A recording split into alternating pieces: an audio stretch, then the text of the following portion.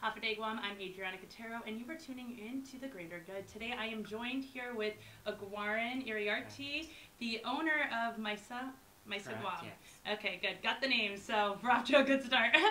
So, Aguaran, tell me a little bit about your company. I know you have a business. It's all about sustainability. Correct. And I know just talking to you prior, you said you're about 2 years, so kind of fresh in the company. So, yeah, I'm eager to learn all about it. So tell me how you got started with this business. Okay, so the way I define Maisa, I define us as a social entrepreneurship aimed at promoting waste consciousness and mindful consumption here on Guam. And our overall mission is to kind of get people to think more critically about what they throw in the bin, right? Because nothing is ever throwaway, right? It goes somewhere unless it's made of natural material.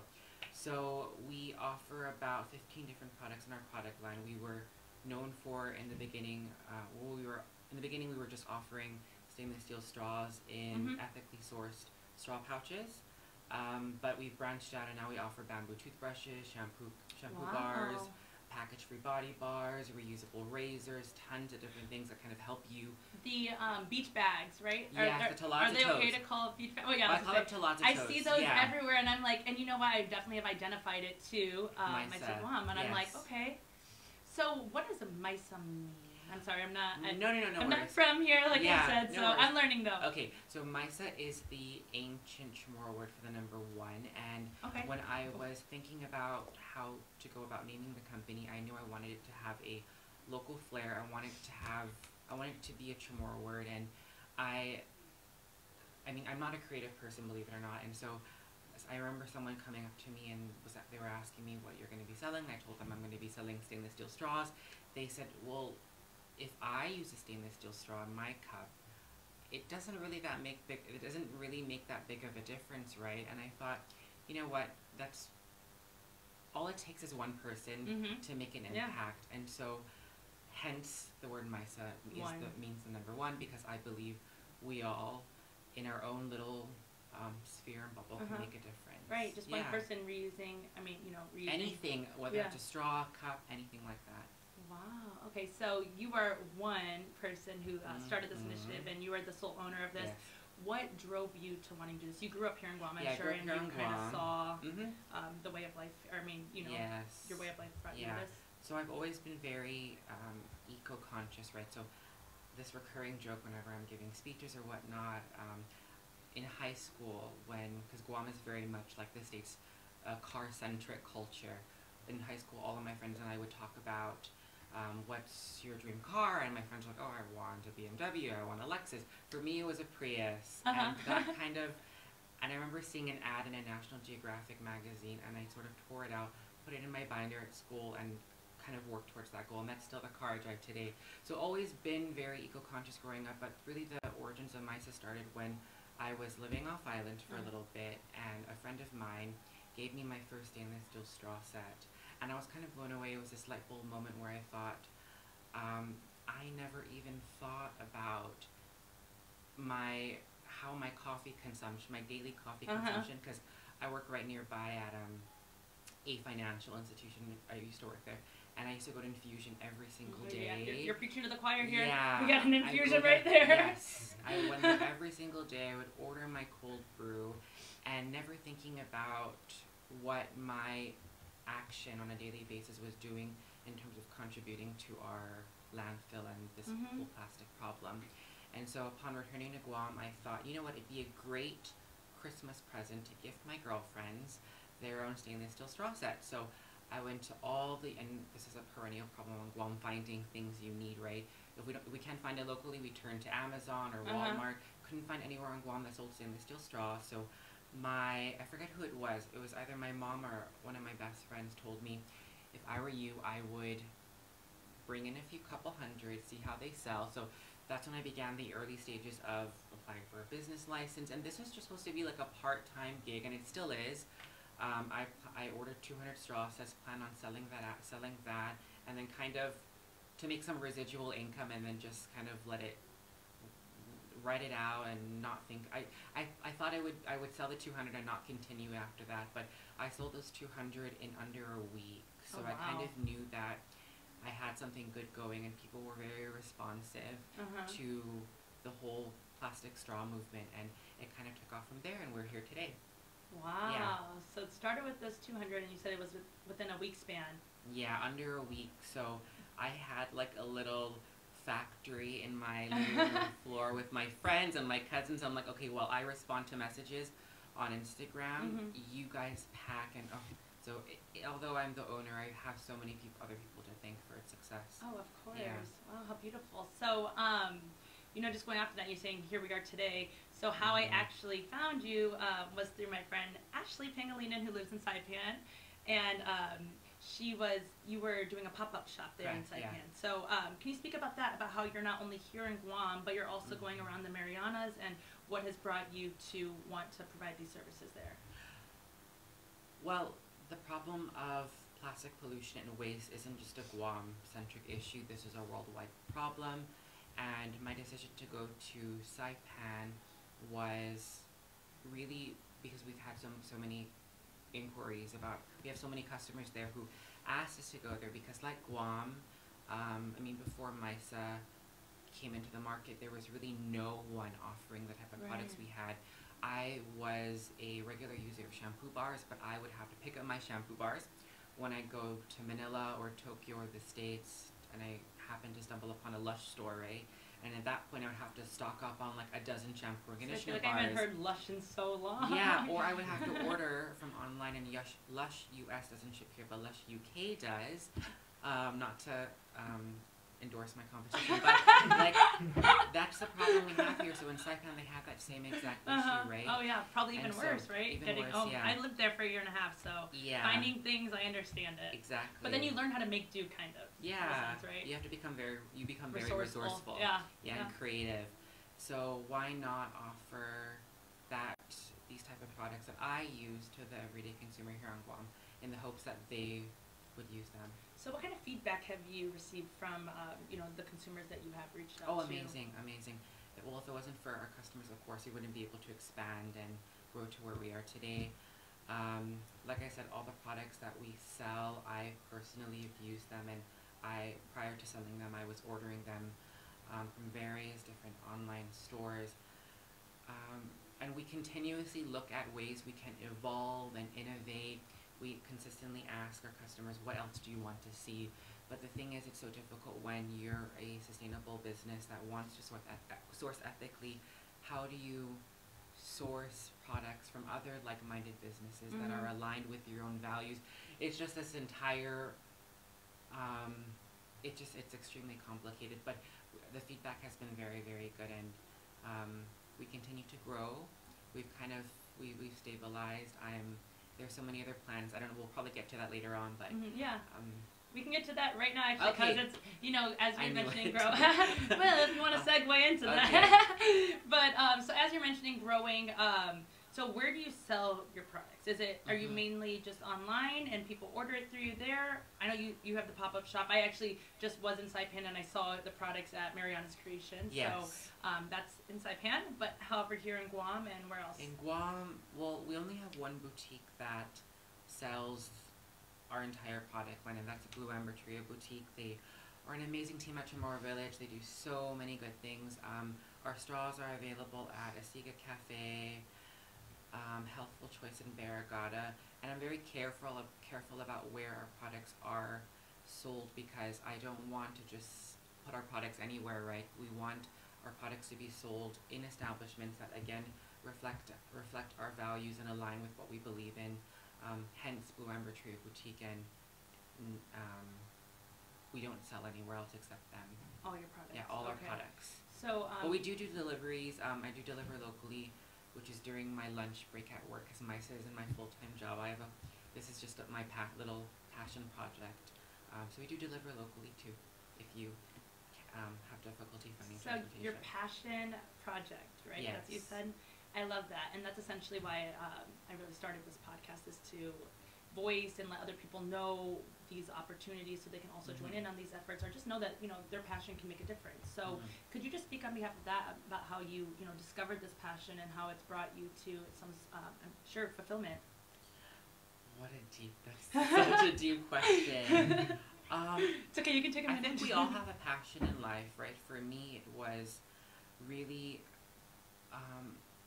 well, someone asked me once, what benefit do you get out of it? Well, of course, owning a small business, you are able to generate side income, but more than that, I mean, this business by no means has made me a millionaire.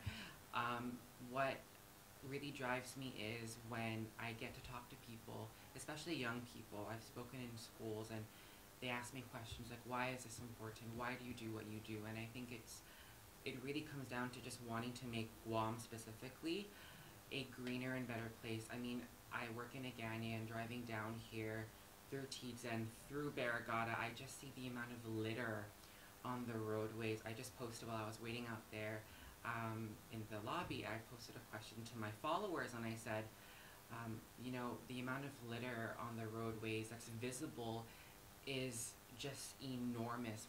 Imagine if we could see what lied beyond that, right? It would just be staggering, and it makes me heartbroken, and I can only do so much. So more than just selling products and running this business, I hope to really use my platform to advocate for people to really think more critically about what they throw in the trash. And even if you don't litter, Picking up someone else's trash, or making sure that you only buy things you need and are a much more conscious consumer can go an extremely long way.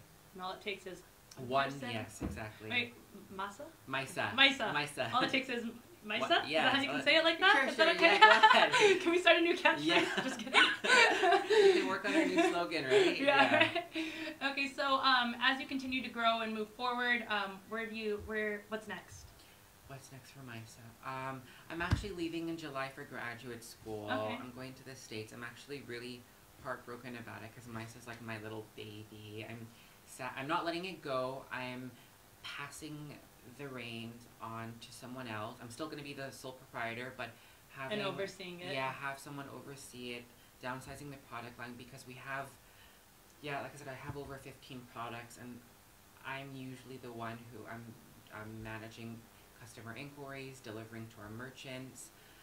It's quite difficult. So kind of downsizing, seeing what we kind of know after operating for almost 2 years now, what works best for us and what sells best and what people are asking for. And so we still plan on expanding,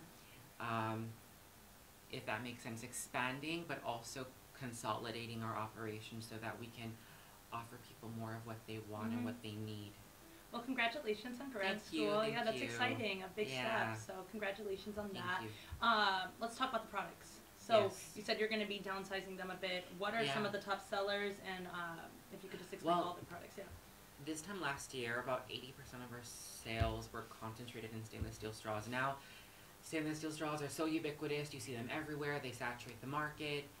So while we'll still be offering that, what we're expanding is our refillables, so like our shampoo and conditioner bars. Right now we only have one of each. We'll be expanding to over 6 different offerings, because we all have different hair types, right? And we've all my hair is like right? completely different than anyone else's here, but sort of hair care, body care. Our soaps are package free, like I mentioned, and one thing that I love about shampoo and conditioner bars is I haven't used shampoo in a conventional plastic bottle in probably 3 years. Wow. And probably one of the most liberating feelings is not like when you're in the shower, right, and you're down to your last itty bit of shampoo, you kind of hit it against your hand and get that little bit out, and then you open the shower curtain and you toss it in the bin. That feeling, although it seems so trivial, is actually very empowering, not knowing that you're throwing anything away. And so my soaps are probably the thing I'm most passionate about, which is why I think I've decided to expand that. Okay. Because we can't keep up. We probably make about 200 shampoo and conditioner bars every month and a half, and that isn't enough. So I'm kind of in the process of, again, like I said, grooming a few other people to take over and that part of the process, so we can offer that to customers. And then some of your other products you have, you said toothbrush? Yeah, bamboo toothbrushes. Okay. So again, plastic toothbrushes, like any other plastic product, take hundreds of years to kind of biodegrade, and again, we don't even know if that time frame is accurate because plastic toothbrushes haven't been around for 400 years, right? These are all guesstimates by scientists. So bamboo toothbrushes that are completely compostable. We have another one I use on a regular basis are metal safety razors. Okay. Razors also are made of plastic. Mhm. Our own are, and it's actually not anything new. When I've gone to my pop-ups and I see sometimes we get manamko who come to visit, and they see these old safety razors, and they're like, "This is what I used to use back in the 50s or 60s, right?" Something I never knew. Yeah. And so I guess not going back to the 50s or 60s in terms of progress, but looking at what we've done, what our parents and grandparents have done in the past, and adopting good habits and good traits from that, and bringing that to the forefront today.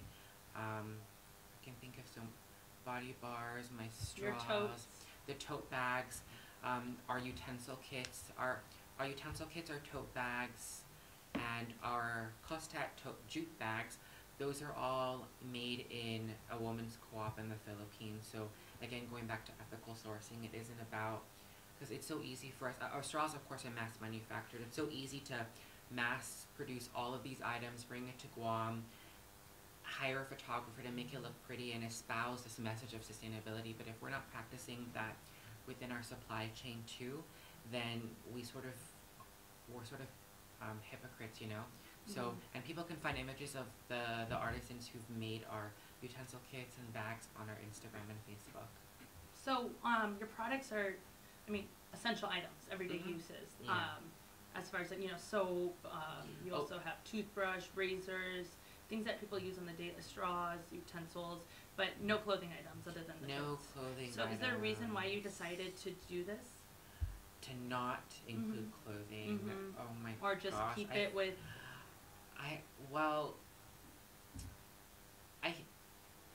we don't have the scale to do it right now. Again, it's just myself, my partner, and my cousin, who does it when she's done at school, like when she's done with her classes at UOG.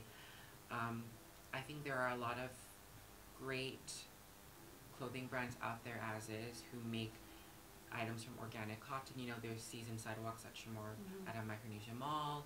There's Vida Local at Agania Shopping Center. She just opened. I would love to, and my goal one day and my dream is to come back after finishing and open up my own little zero waste shop. I have the exact location in mind. If no one scoops it up before I'm Maybe able don't say it to, then, just yeah, kidding. I won't. Keep that hidden gem. Yeah, and it's not Agania Shopping Center Marketplace. Okay, gotta put that out there. But that's the goal. If I was to bring in clothing, I probably wouldn't make it Maisa branded. I would support other businesses, like-minded businesses, other international brands that can do it so much better than us. Yeah. Okay. So we're kind of doing what we do best. So, how could you encourage others to, you know, almost follow their passion, and regardless if it's, you know, because you said you just were gonna gift it to friends, and then you almost had this like aha moment, and you saw, you know, you saw an opening and you took it. So, for those that might be, you know, a little iffy on taking that extra step and not knowing where it may lead. From a small business standpoint, honestly, I'm not going to sugarcoat it. You need to have a sufficient amount of capital, and by that, you need to have money. I was lucky enough to be financially savvy, to have some money set aside, which I used to start up the business. If you're lacking in the cash area, you might want to reach out to look into your network and see if anyone would invest in you, basically. And go from there, have a plan, sit down. When I started, I kind of outlined, after the success of the initial launch, I kind of outlined my next few steps, you know, organizing it, because if you just kind of, you know, we're kind of conducting this interview on a whim, right? But having a plan is extremely important, and I think if you want to start a business, you need to have money. There's no other way to sugarcoat it. You need to have some financial support. Otherwise, you're gonna, We struggle. it'll be a struggle. Mm-hmm. Yeah. Okay. And you said you're going to grad school. Mhm. You're leaving in July. In July. Yeah. Are you going to study It's anything? sustainability management. Yeah. So again, it's looking at sustainability from a business standpoint. So every business, whether they know it or not, they have a social and environmental impact. And the job of the field that I'm going into is to help businesses, whether it's a bank or a large clothing manufacturer, to look at ways they can streamline operations so that it meets certain environmental standards. Mm-hmm. A good example is GCC. All the new GCC buildings now are LEED certified buildings. The Coast 360 headquarters building is a LEED certified building. These are steps that these businesses didn't need to take, but did take because they saw the importance of what it means to reduce their own, or looking at ways they can reduce their own carbon footprint, while still growing and innovating.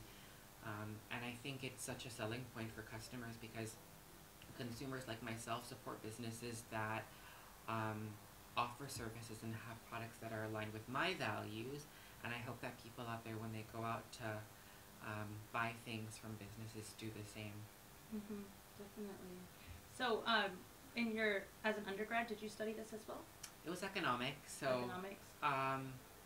In a way, you can relate it. It's all about choice. And, I mean, it's just hard because we live in a consumerist culture. Guam is, what's there to do on a weekend besides going to the beach, shopping at Ross, and whenever I'm in these stores, not to name any stores, Sounds so hard. Going to the beach is getting hard, right? It's difficult because we equate our free time to shopping and purchasing things we think we need, but we actually don't. I struggle with that on a daily basis too, but I think just being aware of it and being conscious of what you're doing, even in the grocery store. I love cherry tomatoes. Okay. I love cherry tomatoes, but I haven't bought cherry tomatoes in so long because they only come in plastic. It's like this plastic green basket with plastic covering over it. So I just choose not to buy, and I choose to buy Roma tomatoes instead. So little things like that really add up, and if we all did that collectively, it would force businesses who didn't otherwise consider going green to consider going green because that's what customers are demanding. Because they'll see it. Yeah. It just takes one, right? I love that. I love that. That's kind of your whole central idea behind it. Definitely. Okay.